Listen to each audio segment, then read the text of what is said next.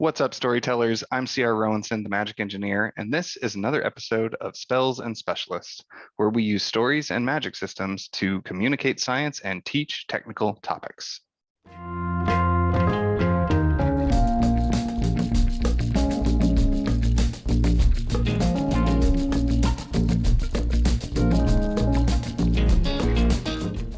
This time, in this part, we are continuing the series with my wife, Rachel, and we learned all about system scientists and system science over in part one, which you can find on ecofactology. And then we developed a very interesting seed crystal, which Rachel is actually interested in, which I'm very excited about because usually I just bore her with all of my magic stuff. And we are going to be digging into the magic system blueprint in this video. But first, I realized I completely skipped over introducing everybody else. So I am joined, as always, with the eco-friendly magus, Lovis. How are you doing, Lovis? Hi, I'm good. Well, hopefully people have been watching us for long enough now that they know my spiel by heart. So, but yes, I am Lovis. I run the Ecofactology YouTube channel where you will find the other parts of this episode. And I like nerdy fiction. That's pretty much all it is. I like to nerd out about it, and I like to have nerdy things in my fiction. So that's pretty much me in a nutshell. All right. And Rachel, just in case people, for whatever reason, are jumping into part three of the series with you, can you give a quick intro to you and what your specialty is? Yes, so I am Rachel Rowenson, the dark force behind Clark's evil schemes. And I am, by trade in my day job, a data analyst and a data scientist. But what I really bring to the table is I have a good way of understanding systems as a whole and analyzing the way that decisions we make in our lives and in our businesses, our organizations, how those impact things up the chain and down the chain. So a lot of the things I'm very interested in are organizational data governance, data systems, how one decision at the start of the data lifecycle, as we call it, can impact everyone down the line. So from the very first person generating a data down to the data scientist doing machine learning, and then the outputs of that, how it manifests in the organization as new initiatives, changes, how it affects the people, all that kind of stuff. So I'm a systems scientist or a systems analyst. I like to look at the whole of things and how each interacting piece will affect each other. Yeah, and as a quick review of where we were, that led into a couple of take-home lessons that we're carrying through this this episode with Rachel. One of them being that while our culture focuses heavily on individuals, there's actually no such thing as a silver bullet, and it's usually not something, systemic problems are not solved alone. That's one of the big lessons. The other one is that nothing exists in a vacuum. Everything is interconnected through a wide variety of systems. And the last part was that actions, both good and bad, and their consequences are cumulative. So the more you do something, it just keeps building. And as we explored that, the seed crystal we eventually ended up with is all things are woven together and altered by magical threads that can be strengthened or weakened.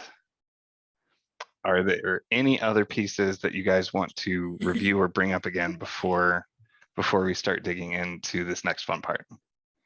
No, I just want to dive into the fun part. I was reviewing all my notes earlier and I got all excited all over again because we learned such cool stuff. We really People should definitely make sure you haven't missed parts 1 and 2 because they were cracking. And yeah, I just got so excited. So yeah, I really want to see what we do with this magic system. A little bit of the initial stuff I put in kind of the name, which is, I have just been thinking of this as a magic of webs and threads. That's kind of just how it sticks in my head. We're going to be doing this from the creator perspective because we are the creators. We don't have another perspective yet to analyze the magic system from. And there's the seed crystal we have. All things are woven together and altered by magic threads that can be strengthened or weakened. So from there, and the first thing we get to deal with is the types of magic. So we have the hard and soft and the rational and irrational. And I know I have bored you with it many times, Rachel, but how much of it do you remember? That rational and irrational is like how much, I know it has to do with how well you can apply the magic. So you know that this thing's going to work this way, that way, blah, blah, blah. I can't remember if it's the hard and soft or the rational and irrational. And then, yeah, that's Okay. about what I remember. So, So please explain it again. So hard and soft is the percentage of the magic system that is known or understood. Harder systems tend to be simpler magic systems because that usually, to make it harder to know more of the system, it usually needs to be a smaller system. So there's a total of like 6 magical effects or 12 abilities or something. It's very easy to turn that into a hard magic system. Softer magic systems either tend to be undiscovered or very big. That's where you get a lot of your sprawling epic fantasy stuff. That's where Marvel ends up at the end of phase 3. That's where most of your sci-fi tech ends up, is because there's so much, there's no way that we can know all of it. And I'm thinking that we're definitely going to be sitting on the soft side because there's so many different types of connections, so many different types of systems, and all the ways that they could influence the things in the world. I don't see how this could possibly be a hard system. Does that track? I think so. I mean, we were talking about all things are woven together, right? So people and animals and plants and all kinds of objects as well. So that Yeah, seems like an endless possibility, an endless amount of possibilities. I guess my question would be, so I think what we were talking about last time was that the way to strengthen the bond is pretty clear. It's that you're inputting into the connection, right? Right. So that's pretty clear. That's how you strengthen the connections. And there's not a whole lot of complexity to that. It's how much do you invest in this connection with this other thing. Now, how that manifests, the results of that, totally unknown. It can be anything. So I wasn't sure if because the mechanism is very simple and well understood, if that makes it more hard, or if the outcome is what determines whether it's hard or soft. So when I'm looking at this, I'm generally looking at the system as a whole. So that piece of it is very simple. And even that, though, that kind of gets nebulous and a little confusing as to like how exactly do you invest in it and how do you strengthen the bond? That's true. Because when you're dealing with the thing, I know that's what I need to do, but how do I do it? What kinds of things actually strengthen it? What strengthens it the most? Like all of that is still going to be fairly unknown. So Okay. at best, a lot of this is going to be like philosophical. Okay. My jam. Yeah. So that's is your magic system. that's hard and soft. Rational and irrational is your ability to take the information that has been provided and extrapolate to unseen conclusions. So if I say A plus B equals C and B plus C equals D, then I should be able in theory to say A plus D should equal E, right? That kind of logic. I'm thinking for this one, I think this is feeling like it is more on the irrational side. Simply because, again, just what we said, we know the connections exist. We know that the connections do something, and we kind of know how to strengthen them, and we know how to see them. But in terms of what that's going to do and how exactly the manifestation of the magic works, I think is going to be pretty nebulous and uncertain and fairly unpredictable. Does that? I'll agree with that. I feel right. And just so you know, other things that sit in the soft irrational quadrant are things like Lord of the Rings, Lovecraftian horror. Most of your Gothic stuff is going to sit inside soft irrational.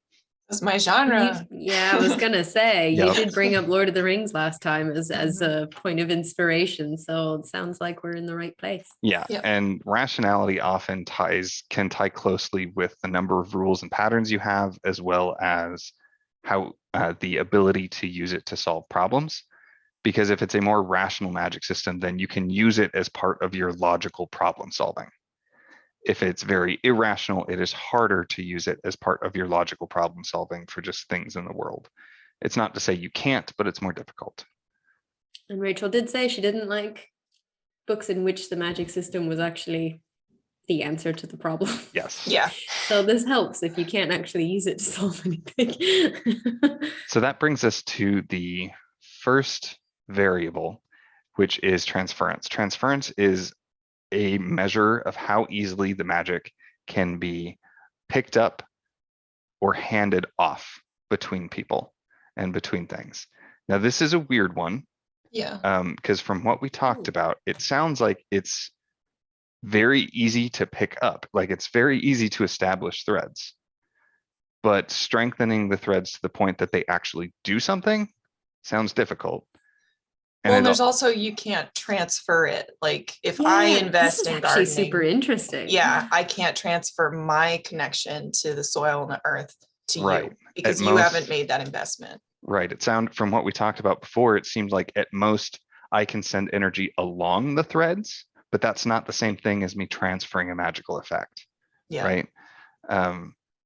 So it sounded to me like it's on the lower end. What do you guys think? I think so. Yeah. Which Although thinking about it is super interesting. Like I'm sure there's somebody who's trying to figure out how to steal strands and well, connections. yeah, because that and- would be great. Like if I can establish connections to the point that I have a very specific power and then I have the ability to grant that power temporarily to other people, that would be a huge deal. And that would completely change how people interact with these systems and could lead to some both really cool and some really terrible situations. But what I Yeah. find super fascinating about this is transference is so low, but I think prevalence is Prevalence topped is out. high. Yeah. Because Sounds like anybody everybody can would build have it. connections to something. Like anybody and everything has connections. Mhm. So I have it's a question. it's everywhere and yet you can't hand it off. For transference, I mean, I guess this is something we can decide, but if I have a bond to something and then that thing also has a bond to something, do I then have like a second degree bond to that third thing or person? So And therefore, could you kind of manipulate it? Like somebody, I guess this goes back to our discussion about whether you could almost fake a bond. Like you're putting investment in, but it's for not That's a good question. not That exists in the real pure world. intentions. Yeah, it does. That exists in the real world in the sense of in a lot of like going dark here, but in unhealthy relationships or more abusive relationships, there is a Yeah. sort of triangulation where the abuser can pit people against each other, right? And they're all connected in this way, but it's that person kind of manipulating the connections between Yeah. everyone. Yeah. And I And don't one know. of the things, yeah, go ahead. I don't know if that's so much manipulating the connections so much, because if people and things are the nodes between all of these connections, right, they're where a whole bunch of threads come together and then spread out again. I don't know that they would be altering the connections so much as manipulating the node. So Encouraging them to make a connection somewhere. Or break it. altering or Yeah, just break it. altering the vibe and the sense and the state of the node so that it starts causing disharmony and disruption amongst some of the other threads. And then true. there is like more active stuff you can do. So like I may not magically be able to go and cut it, but because a lot of this stuff is psychological, I could try and create I could maliciously try to engineer events that would damage that magical connection. Because before we had talked about me as a blacksmith having a connection to my forge. If I have a rival who engineered an accident where I got severely burned in my forge, that would damage my connection to my forge. So he was able to manipulate it through external events, even though he couldn't just like magically come in and cut the connection. Right. And you could also have it if there's a connection between two people, a third person could, influence the node Mhm. so that they, or influence one of the people so that they Yeah. kind of sever that friendship, therefore sever the connection between those two people. Yeah. Yeah. Imagine Much Ado About Nothing if these magical threads were involved. Right? Oh my goodness. So the connections, the relationships were That's the actually story. giving We're done. people. We have a retelling of Much Ado About Nothing. Actually, that would with be super magical cool. threads. We're done.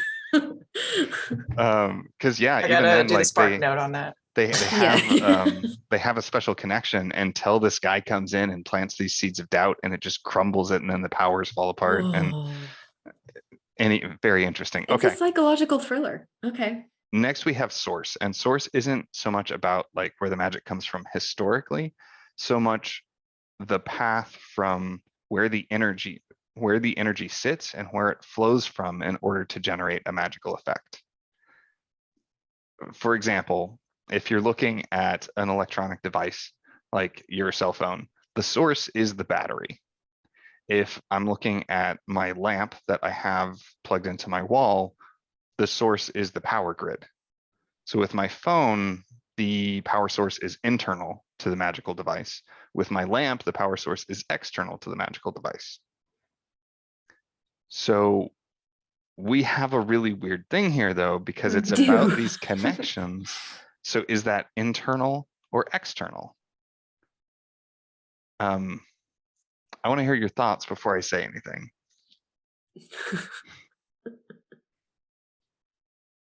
I would say it's external.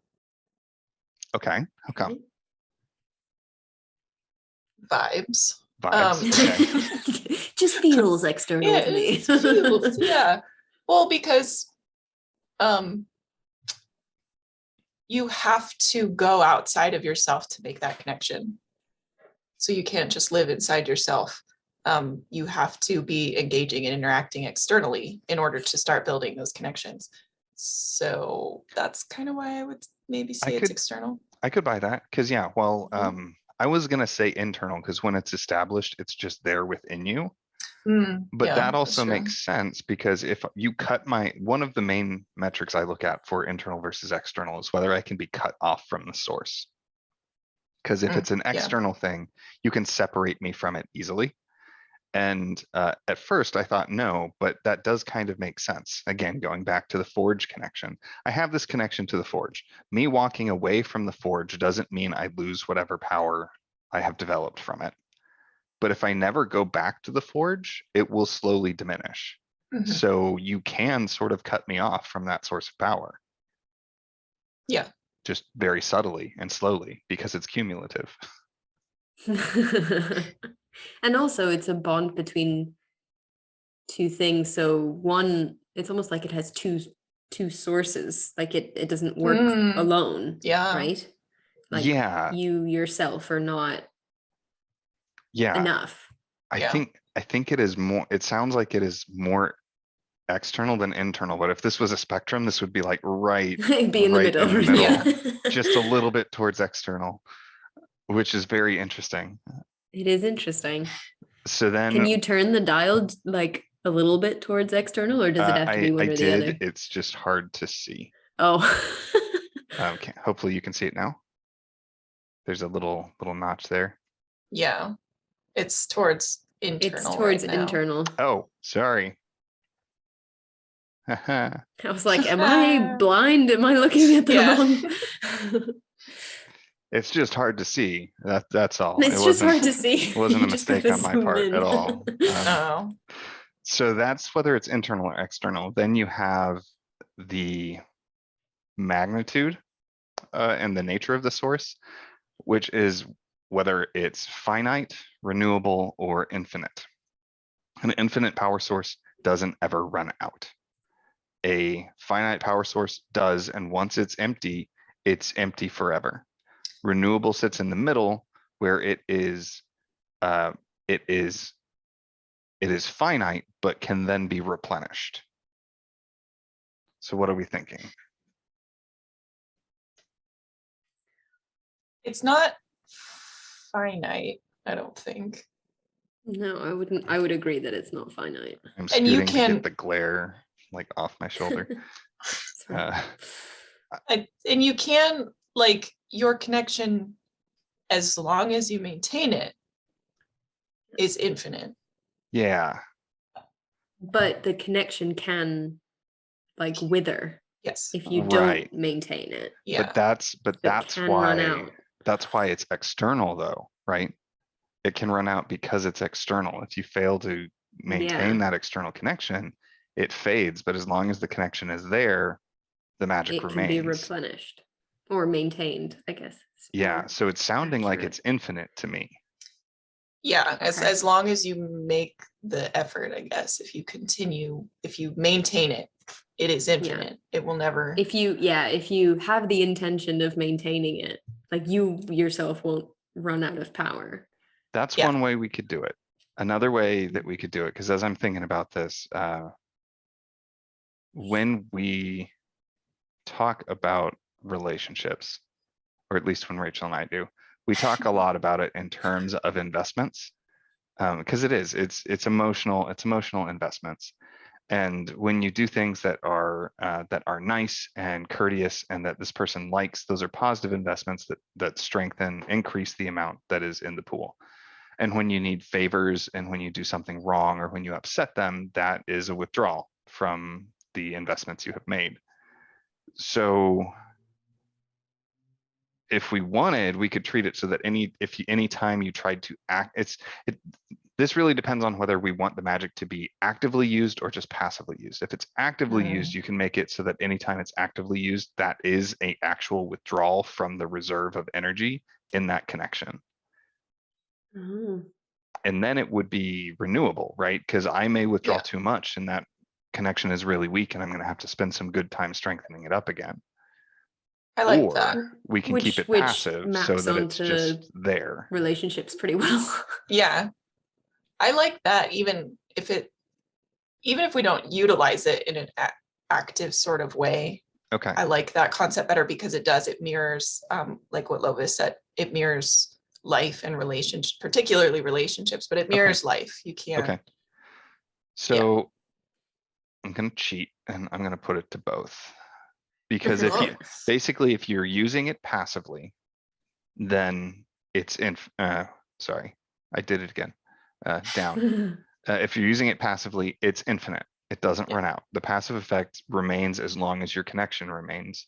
And the magnitude of the passive effect will increase or decrease depending on the strength of your connection. And then I there's, guess it's a bit tricky to visualize if we don't know the magical effects yet. yes, that is true. But the example I'm keeping in my head is that of the forge. So a passive effect for me would be increased skill shaping metal and resistance to fire. Like those would be passive effects. When I have a really strong connection to my forge, I can very easily shape tools like seemingly by magic, right? As I'm just working with metal, it just flows the way I want it to. And I'm not going to get burned as bad or at all if I get hit by hot iron or something like that. Those are passive, they just generate. And the more I work in the forge, the more that strengthens and the stronger that resistance and that ability is going to become. And the active ability would be me doing things like summoning flame or shaping metal like clay without a forge, right?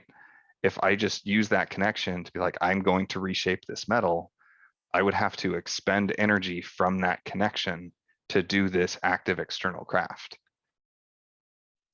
Kind of conjures interesting images of like people, like the example that you're giving, using their magical abilities as their job, like for their vocation or something that they've become famous for. Then they have to do it more and more often, and they maybe don't have the time or spend the time to maintain that connection suddenly. So this and this is where I find all of this stuff very interesting, because this is a small difference. This is half of a single variable that would lead to two drastically different systems. and that's where I get super giddy about all of this. Going back to some of the things that you originally mentioned and the original themes that you really like, though, Rachel, I'm thinking maybe we should stick with passive effects. Well, or have, if they are more active, it's either rare, it doesn't happen all that much, or it's Very draining. yeah, like extractive in a way where it's maladaptive to And continually exploitative. and exploitative, that's the word I was looking for. It's exploitative to continually actively pull from your connection, whereas if you passively maintain it, you get the sort of positive well-being and effects of that connection. But no, you're not going to like do incredible things or anything like that. Sort of like with farming, right? If you just have your own garden, no, you're not creating hectares of yields and making millions of dollars selling your corn on the market or anything like that, but you are getting a general well-being and healthfulness from your little garden that you're doing. So it's that sort of scale, how exploitative. To me, the active would seem more exploitative, more extractive, more maladaptive. Okay. In my mind. That's just my bias, but. And I like that, because then exploitative works really well for connections with things. And even with people, but at least then with people, I could ask for energy, because that's what relationships are, right? They're give and take. So if there was a situation where it's like, I need some power, and you get that vibe through the thread, then maybe the other person like willingly releases that, and that's what I get. And then that can, like, you do that too much, that starts to damage the thread. Just like in a relationship, if you're always taking and never giving, that's gonna fall apart. But between people, like between living beings, I think it could be less extractive or less damaging, because there's a sort of consent in those, unless there's not. And then that's that sort of take. Yeah, maybe that's what it is the more consent there is, the less damaging it is to the connection. Whew, we're getting into some societal issues here. Yep. That's how I like it. Oh man. Okay, cool. So next up we have flux, and flux is when you are considering the entirety of a situation. In this case, we're looking at the world as a whole. Is the net change in magic positive, negative, or neutral? Lord of the Rings, it's negative, because the elves are leaving, magical creatures are being killed, the ring is destroyed, Sauron dies. Like at the end of the series, there's decidedly less magic in Middle Earth than in the beginning. Whereas something like Marvel, that's positive, because every passing year, more and more heroes, villains, and supernatural stuff is going on. I don't know, because in the last section we did kind of talk about the potential for like a technology to interrupt a lot of the connections, or to mimic fake connections, so you feel like you have them but you're not actually getting any energy from them.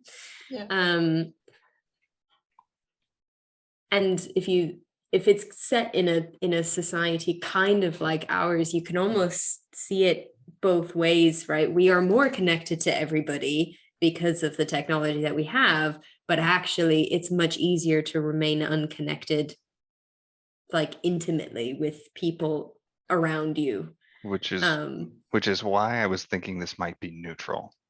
Yeah. Because if the amount leaving is the same as the amount coming into the system, then it's neutral flux. Yeah.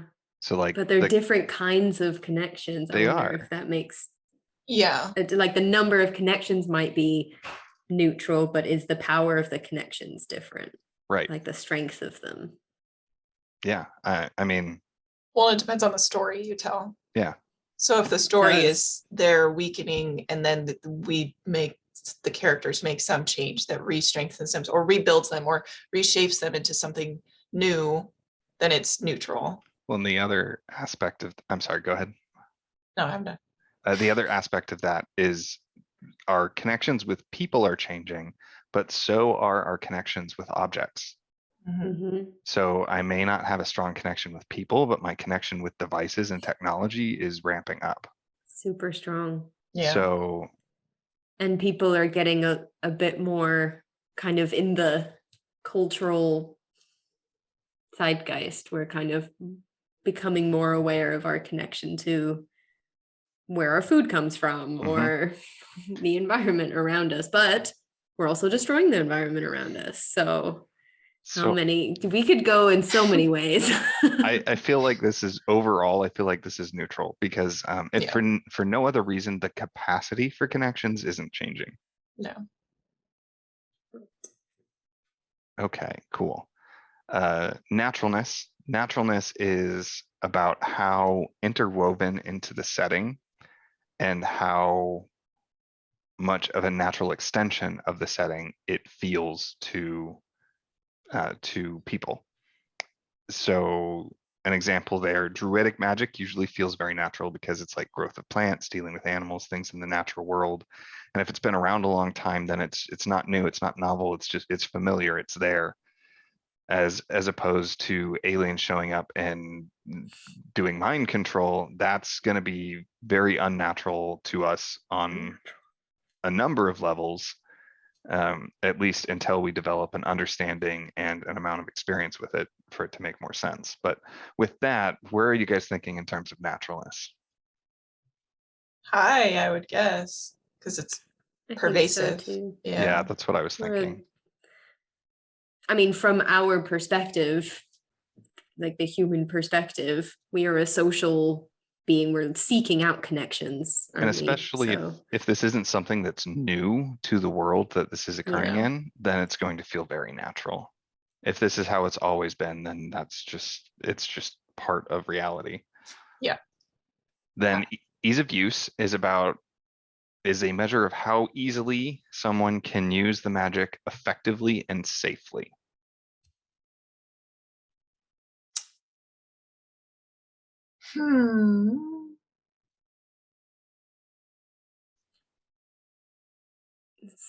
It's almost like this idea of easy to establish, difficult to maintain, or difficult to strengthen. Yeah. Difficult to build up to the point that it's significant. Yeah. But creating the bond, having lots of weak bonds is probably pretty easy. And then once it's established to the point that it's strong enough, using that as a snap, because a lot of it is passive, right? Yeah. Yeah, but if we're going with what we were talking about, it's active use is harder and more damaging. So it's sounding like it may just be sitting either around the middle or medium high. Yeah. But because there may be like a threshold you have to reach in order to start feeling like the benefits, right? And it might be harder to get to that threshold than, like what Lovis was saying, is that it's easy to create a lot of different weak connections, but to actually reap benefits from those connections, it takes a lot more effort. But the actual effort itself is, in theory, not that hard. You just have to be consistent and do it. It feels like all of this is sort of averaging out to be like medium ease of use, because there's parts that are really hard and parts that are really easy. Yeah. Okay. That makes sense. Okay, cool. Reliability. How much can I trust the magic to behave the same way for me every single time? Might as well ask, how much can you trust the thing or person you have the connection with? That is interesting. That is very interesting. I feel like once a magical effect is in place, you can probably trust it implicitly, like for it to be there and for it to do the same thing, because it is what it is due to the nature of the connection. But you can't assume it will always be there.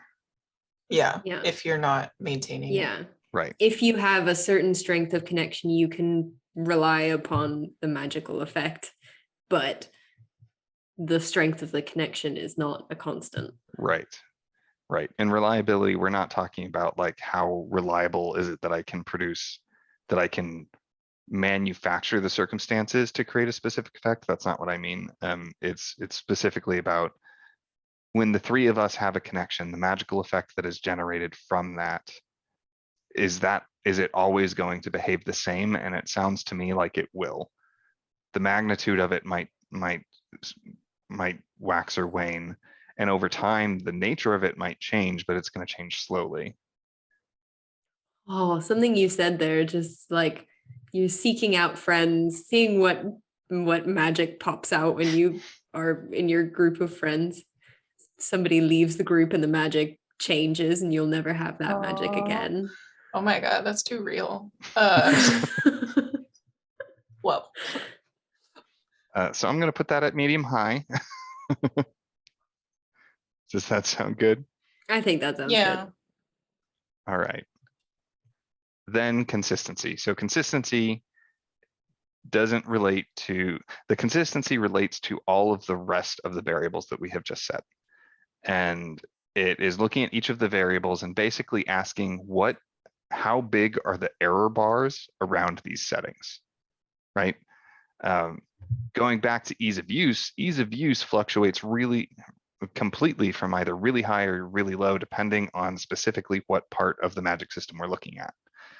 So in terms of ease of use, consistency across situations and users and effects is quite low. But that's just one of these. So across our entire blueprint, what do we feel the consistency is? Got quite a range here. I would say low. Okay, how come?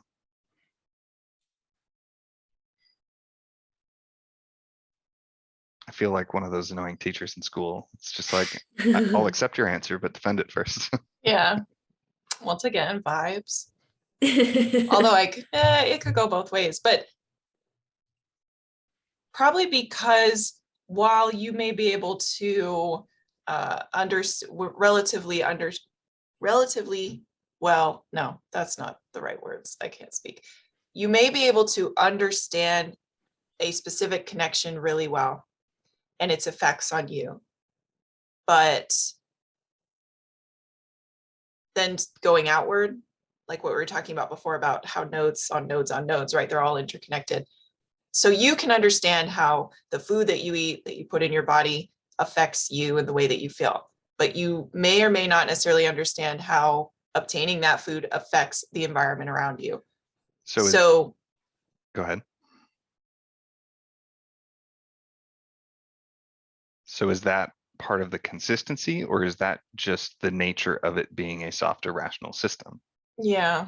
Sorry, I thought I had a thought, but well, no, but I okay. think I see where you were going. Like the strength of the connection between me and something will act a certain way or affect me a certain way, but the same strength of connection between two other things or two other people might not act in any way similarly. Yeah.